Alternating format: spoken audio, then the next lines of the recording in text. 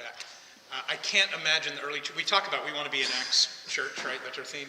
I can't imagine that there was a kids program in the next, I don't know, mud hut or whatever they had there. So I love that we're doing that together. One of the most diabolical things I've ever seen in my life is I love now, you ever have like Chex Mix at like a Christmas party or at a game or something like that? One of the most diabolical things I ever saw was someone made a little candy mix that was a mix of M&Ms and Skittles. If you don't know, Skittles are chewy fruit candy that has a colorful candy shell. And I sound like I'm working for the cookie company or the candy company. M&Ms are a delicious milk chocolate or sometimes with peanuts with a hard, colorful candy shell. And when you put them both in the same bowl, they're the same, but you eat them different. And M&Ms, you know, Skittles, you have one or two, and you hunt out the strawberry ones. But with M&Ms, I do think there's a slight flavor difference between like a brown M&M or like a blue M&M. Like one's more of a morning M&M and one's more of an evening M&M. My fuller body with the brown one. But you eat M&Ms by I think the serving size is by the handful and shove them in. And a Skittle is one or two. So if you think they're M&Ms and you put them in there, you get a weird amalgam of fruit, chewy, and chocolate. It's sort of repellent. But I will say after the initial disturbing, it tastes kind of good. But that's just horrible. And what ends up happening is you have to sort them. You have to sort them out. And I was thinking about, we're talking about sorting today. You've heard this often. If you go anywhere online or if you just talk with people, you hear this often that there's two kinds of people in the world, right? There's two kinds of people in the world, people who blank and people who blank. Now, first of all, it's an overstatement. There's more than two kinds of people, but there are some things that are dividing. And both sides are convinced that they are absolutely right. This is the right way. The biggest, and probably I think obviously if we look at our world around us today, the biggest one is, does the toilet paper go over the roll or under the roll? The answer is over the roll. If you're an under the roll person, God have mercy on your sin-sick soul. Remember, Dave, beard's not a mullet. Right, beard. Nice. That is right. If you ever get confused, it's always a beard, not a mullet. And that goes for so many things in your life. Thank you, John. Now you've completely off. Now I'm thinking about, never mind, I'm just going to leave it. There are two kinds of people in the world. There's send it back people at a restaurant and the I'm just going to suffer through it people at a restaurant. And both of them can't stand the other one. When you sit across, there's one person like, oh, I didn't want mushrooms on it. And the other person's like, send that thing back. And the other person's like, no, I'll suffer. And both sides are like, that person is ridiculous. There is window open or closed, fan on or silence, nightlight or deep darkness for sleep. And those people usually marry each other or become roommates. There is the 15 minutes early is late, and then we get there when we get there, life goes on, people. I'm not going to make any more comment on that. There is stay until the very end, people, and we got to beat the traffic, people. You ever gone to a game with a beat the traffic person? I have become a beat the traffic person. I'd be like, it's probably going to end this way. Beach or mountain, activities or hibernate, camping or resort spa vacation people. Right? I did not know, to me, I married a person who was an activity vacation person. That we had an amazing, God provided in a crazy way for us to go to Europe. We flew the overnight flight so that we would have a full day in London. We'd land, and I was like, a day to recover and kind of get ready. And the activity person had other plans. They had downloaded Rick Steves' London walking tour, and we went on the Baton Death March through London. And the problem was we had two children that were activity people. This is the greatest thing. Oh, look over there. And we had two children who were the right people who were like, we just want to find a chair.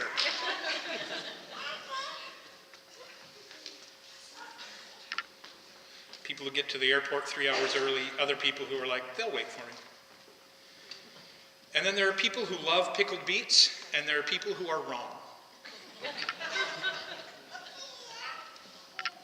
And then I think today we're talking about there are believers and there are followers. There are people who believe the right stuff, and there are people who are followers of Christ. People who strive to be right about something and know it, and maybe even assent. And then there are those who follow the teachings and the example of Jesus Christ. Jesus talks about this. He makes it very clear. A lot of the stuff, we're talking this passage in Matthew 25, the sheep and the goats. It's one of the parables in Matthew 25. Jesus is teaching about the future and how some people are ready and some people are not. He gives several others. There's a story of the 10 bridesmaids, the 3 servants, and then this is the parable of the 2 animals, sheep and goats. Talking about the end times, how judgment, how sorting is made, how God does this. And again, it's important. I have a lot of thoughts on this. I'm going to try not to take up, we may revisit this from time to time. But I want to kind of give an overview today. Just talk about sheep and goats. How Jesus said we are sorted. So first we'll talk about sheep. And I think of sheep as advocates. People who are advocates for others. And here's how it starts. But when the Son of Man comes in his glory, and all the angels with him, and he will sit upon his glorious throne, all nations will be gathered in his presence, and he will separate the people as a shepherd separates the sheep from the goats. He will place the sheep on his right hand and the goats on his left hand. Then the king will say to those on his right, "Come, you who are blessed by my Father, inherit the kingdom prepared for you from the creation of the world. For I was hungry, and you fed me. I was thirsty, and you gave me a drink. I was a stranger, and you invited me into your home. I was naked, and you gave me clothing. I was sick, and you cared for me. I was in prison, and you visited me." I love this part. Then the righteous ones will reply, "Lord, when did we ever see you hungry and feed you, or thirsty and give you something to drink, or a stranger and show you hospitality, or naked and give you clothing? When did we ever see you sick or in prison and visit you?" And the king will say, "I tell you the truth, when you did it for one of the least of these, my brothers and sisters, you are doing it for me." Wow. Fascinating how God sorts a little differently than we do. So first of all, a little caveat. There is so much. I did a lot of reading over the last couple of weeks on this. And one of the parts of this is there's a lot of discussion about, you can't really mean that this is how we get saved or how we go into heaven or how we're counted, that it's these works that we do. And so I just want to give this caveat. Yes, we understand we are saved because we're able to fully know God and are brought into his kingdom and his family by the work of Jesus. I understand that. Okay? It is because Jesus we're able to do that. But these attributes, this following, one cannot exist without the other. You cannot be a follower of Jesus. You cannot be in the kingdom and just understand the work of Jesus. They cannot be separated. One will not exist without the other. So we just need to remember, this is a way of describing what a follower, someone who's in the kingdom, is like. God is the sorter and the judge. And he brings all the people, and this parable describes what that's kind of like. And we need to remember also this is a parable. He's saying this is what it's like. So I'm not sure what that will actually look like, but God sorts those, and he says he brings the nations, and there's all sorts of discussion on this word ethne, and whether that means that it's actual nations, or it's all people, or whether it's just some people, or whether it's Gentiles. And the reality is, most scholars, and the plain reading of it, when you read it, it's understood to be just everybody. God is going to bring all the people. The shepherd brings all the people. And he brings them up. And he says, okay, some of you are sheep and some of you are goats. And he's the one who makes that distinction. But he has some criteria. He lets us know how that decision is made, how they know, how he knows how we would know. Because sheep need a shepherd. They're looking to follow the shepherd. They're looking to follow into grazing fields and slow water. And we're going to reference these things later. But some things about sheep that are different than goats. They're looking to graze. They look for still water. And they need to be sheared. Sheep have wool. Goats got hair. Goats have a beard, not a mullet. Right? They need a shepherd. So he says, okay, the sheep are going to go on the right. And they are blessed by God. And it's important, they're blessed by God already. They are not there because they did these good works, but they are there because we know they are on the right side because of these works, because of the way they treated people, the way they responded to Jesus. Not by effort, not the result of an effort, but because they were blessed. They inherited the kingdom. The kingdom and the family of God has been the plan from the beginning for those who follow Christ, who live the way Christ called them to live. That is the distinction. Not assent to beliefs, to ideology. What is the difference? What's the difference in sheep and goat? I want to make sure I'm a sheep. How do I do that? How do I know if I'm a sheep? There is a very clear difference, and Jesus says this over and over, and this is a theme from Jesus. It's never about, hey, believe these right things, make sure you follow these rules. It's always, if you love me, this is the way it will look. It's all about what we do with Jesus. We like to make it about belief because, frankly, making it about belief is easier and controllable. We can find the list, make sure we agree, and then we're in. But that's not how it works. Jesus over and over confirms that it's not the works that affect change, but knowing him, believing must be following. It will affect change. Knowing Jesus will affect change, visible, tangible change in our souls. A change of heart and a change of priorities, a change of desires.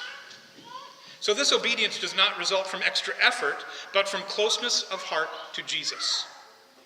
And genuinely changed character that cannot help but love others in tangible, real ways. So again, it is what do we do about Jesus?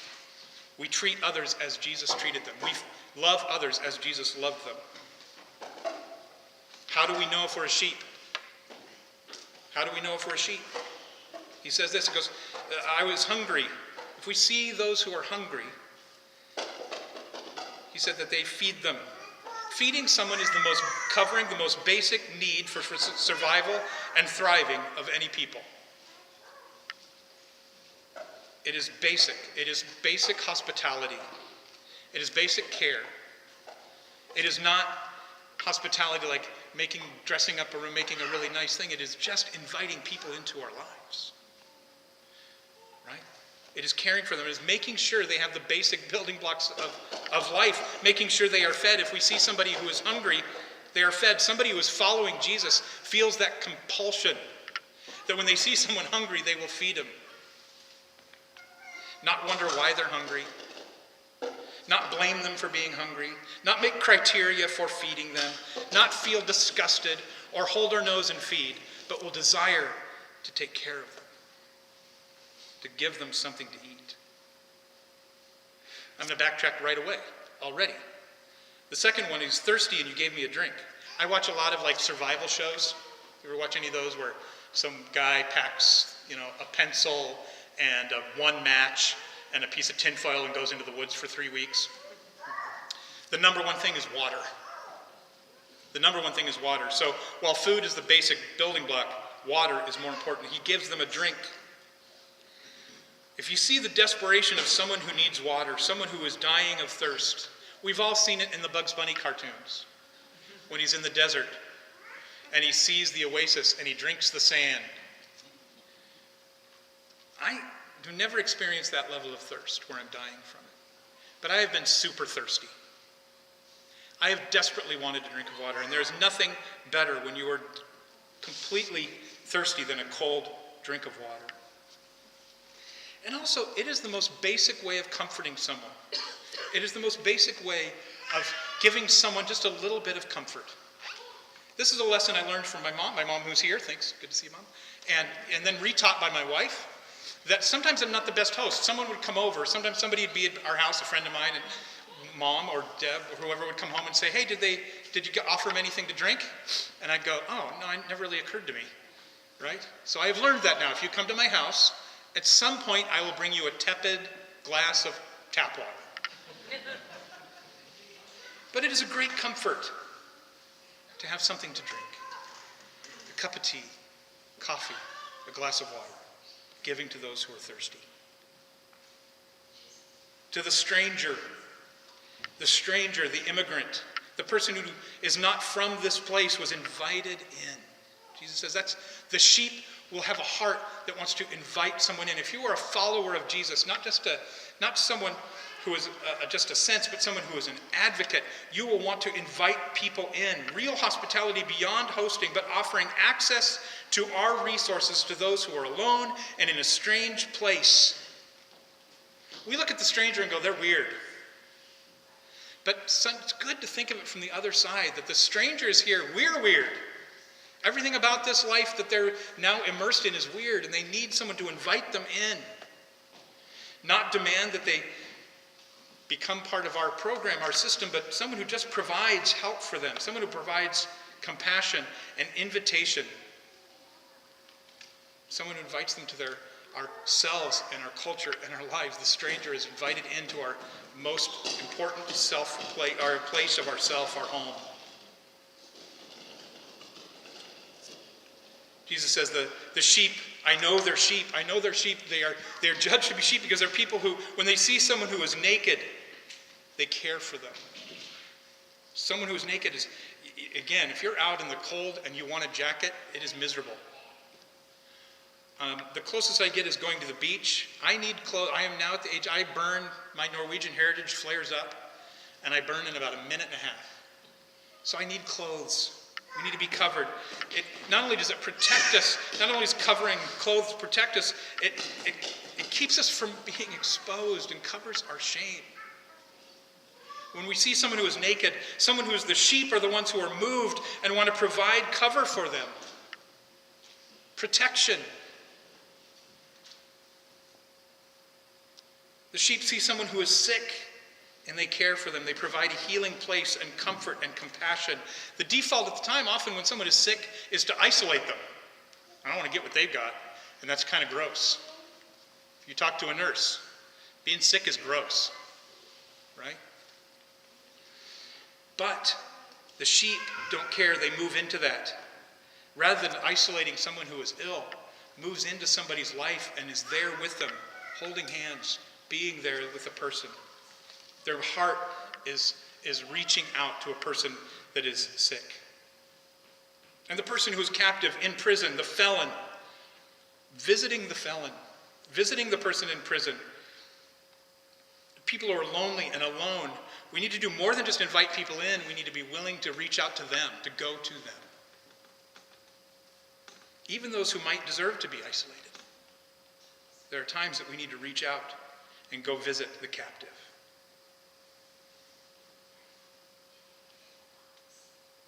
We are able to do that because that is the nature of the God we know, of Jesus.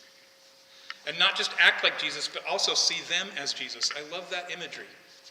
That we are going to care for those people who are hungry and thirsty and sick and captive and strangers. We reach out to them as if they were Jesus. That is worship when we care for those who need it. That is, in fact, how God divides sheep and goats. Those who know God, those who know Jesus, that will be their character. That is their character. And I love that the sheep are confused when they hear this. They're confused. When did we do this? When did we serve you, Jesus? I don't remember that. And again, Jesus says that he associates with the least of these, not the powerful. He says, oh, when did you do this? You didn't see my face, but it was with those who were the least, those who had nothing to offer you back. Those who were vulnerable. Those who were on the margins. That's when you did it. Caring for those people. Your heart expressed as care was just as if you were doing it for me.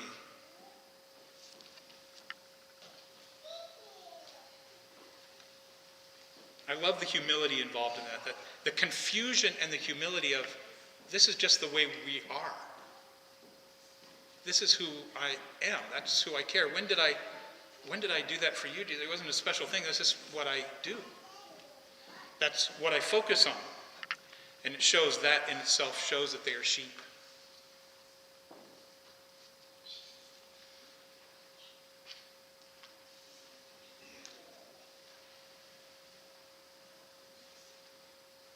How do we do this practically?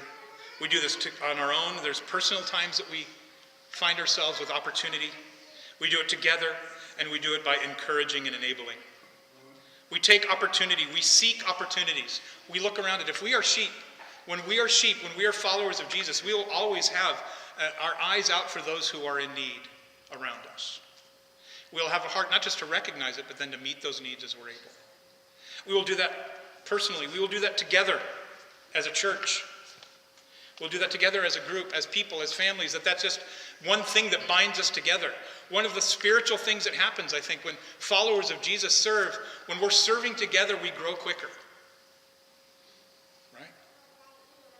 When we serve those who are the least. And then we encourage and enable. We advocate. Our society and our system today, there's an astronomical number of people who are in need and vulnerable. And our advocacy and our support, and even our vote at times, is the key component for caring for the needy and vulnerable. We need numbers and resources that we cannot personally provide. There are times there are needs that are just beyond us, and we need to be people who advocate for ways to help people. Sheep will want to do that. And the argument that the church and not the state, or not, it's not even the church, it's just individuals, that's just what we're called to do, and we can only do that. Yeah, that might be true, but then I would call us to this as the church, and I'm going to call this, you've heard me say this idea before. If the church were truly united in our service, despite division in doctrine and practice, but we all decided that that's all we're to do, if we are sheep, that caring for people, the least of these, as we're called to here, was really what we were supposed to be about. That's really who we were at our core. We would be able to maybe look past, as we serve the people in our communities, as we serve the people in the world, look past some of the differences in belief and doctrine and even practice, because that's so ingrained in the DNA of who we are, and we could unite and work and do such great work. Because it's not about marketing. It's not about trying to find converts. It's about just caring for people. Sheep just care for people like it was Jesus. We don't care who gets the benefit other than the people who are hurting. That's one of the reasons I love being here. We have some differences in theology and doctrine and practice, but one thing these two congregations have is we want to serve our community. And we can do that better together than separate. We want to be good sheep following our good shepherd. So we encourage and support in ways that we can. It is the natural result of loving God, and being in the kingdom of Christ is to love those he loves, and those people are the needy and the vulnerable. If we are sheep, we will. That is the test. But maybe we find ourselves as goats. Not wolves in sheep's clothing. There's a difference here. They're not people who are pretending to be sheep but are goats. They're just people who are goats, right? And I think goats often are those who are following just adherence to rules or beliefs or an idea without any of the soul attached to it. The implication is not that they were evil, but they are mistaken. They also are not aware of their status as goats. Let's read this passage, the rest of the passage. Then the king will turn to those on his left and say, "Away with you, you cursed ones, into the eternal fire prepared for the devil and his demons. For I was hungry and you did not feed me. I was thirsty and you didn't give me a drink. I was a stranger and you didn't invite me into your home. I was naked and you didn't give me clothing. I was sick and in prison and you didn't visit me." And then they'll reply, "Lord, when did we ever see you hungry or thirsty or a stranger or naked or sick or in prison and not help you?" And he will answer, "I tell you the truth. When you refuse to help the least of these, my brothers and sisters, you are refusing to help me. And they will go away into eternal punishment, but the righteous will go into eternal life." Again, there's a lot of debate, same debate as before on who this is, but I think the plain reading is those who just are not followers of Jesus. And how do they know? They're cursed and they sent away, not because they didn't perform, but because they didn't know Jesus, and the way they knew that they did not have a connection to God, the way that they were not in the family of God, that they were not in the kingdom, that they were in the wrong kingdom, is they didn't care. And again, I'm not saying that it's all just about believing the right thing and then you'll do this. I think there is a part to this that is what we do, and that brings us to Jesus. When we care and when we don't care, it shows that we are not in the kingdom.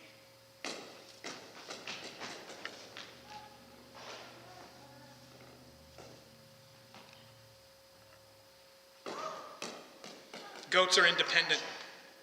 They go on their own way. They do whatever necessary to survive. They can be on their own. They are not grazers. They are browsers. I like that phrase when reading about goats, that they find leaves and stems and they can just wander around and eat whatever they need.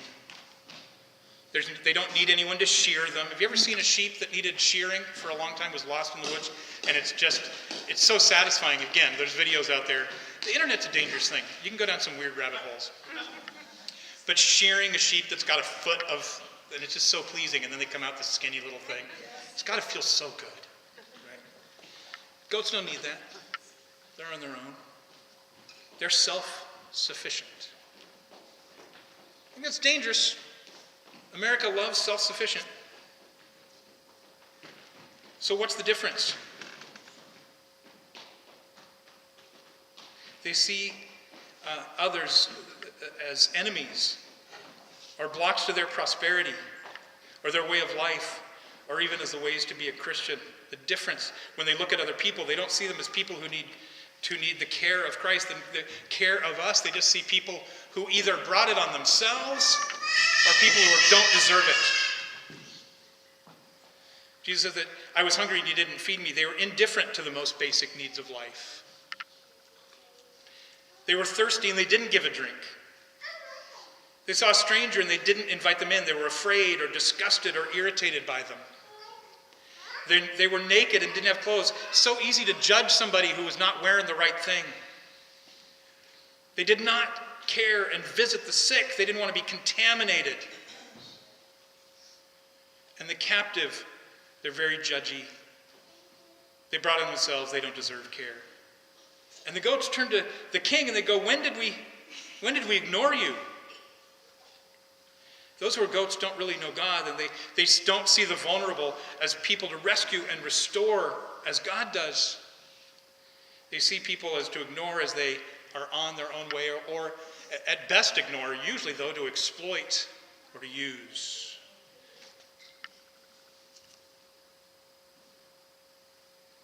And when they turn together, like, we studied all about you. We made sure we followed all the rules. We made sure everyone else followed the rules.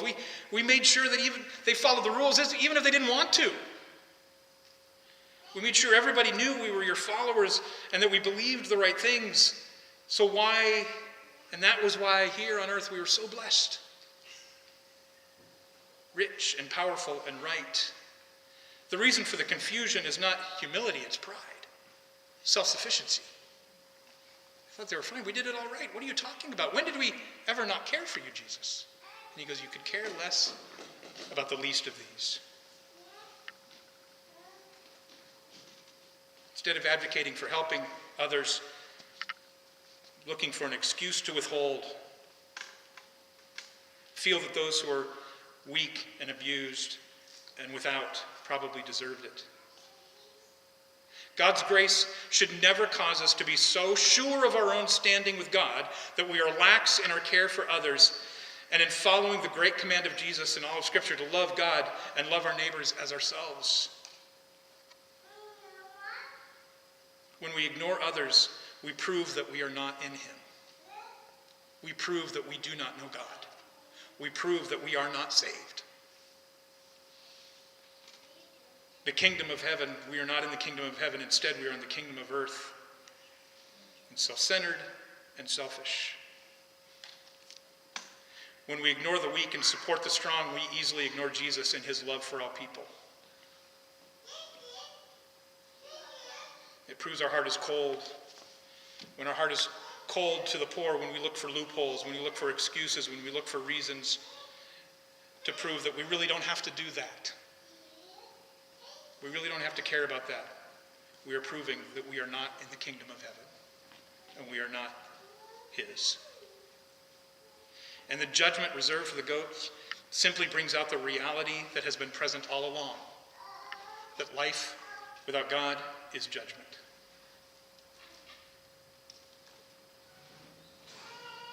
I like that Matthew throughout the scripture doesn't, in his book, in the book of Matthew, the writer doesn't instruct the disciples, for instance, that they should become salt or light. He says that they are salt or light. Likewise, Jesus does not say you should become a sheep.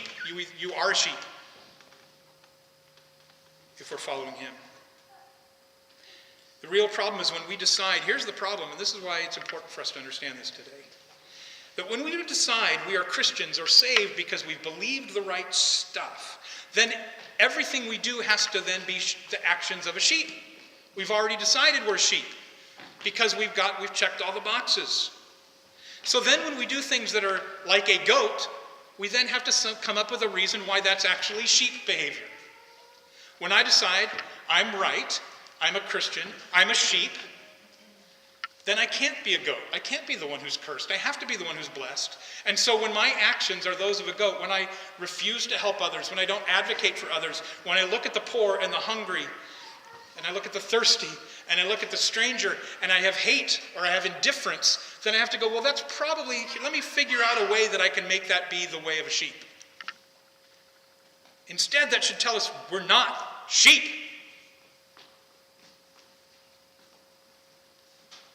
We start going down that path where by fiat we're Christians, we're right, we're followers. That's where we come up with ideas like toxic empathy. You care too much. Condemn anyone who doesn't support or submit to our power. Fear of the stranger. Violence and rage. Harsh on sins we don't like and soft on the great sin of ignoring the needy. We are quick to judge others, placing ourselves as the judge and not God. The point is this: what is our basic desire? To love or be excused from loving? Being blessed or cursed does not result from effort, from trying hard. Instead, as Matthew points out repeatedly, it is the good fruit of good trees that when we know God, God changes us. And sheep will love others. And if we find ourselves not loving others, if we find ourselves not caring for the vulnerable, then rather than try and make it look like we are or find an excuse of why we're not, we need to acknowledge that maybe we're not sheep. This lesson is not moralizing or exhorting people to try harder to be caring. It is saying recognize yourself and see if you're a sheep or not. And be scared if you're a goat.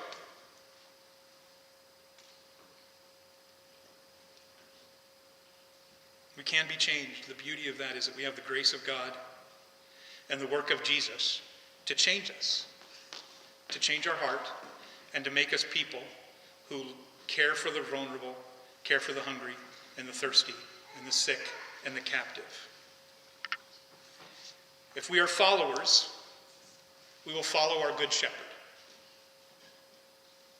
We will do his work, and he will bless us.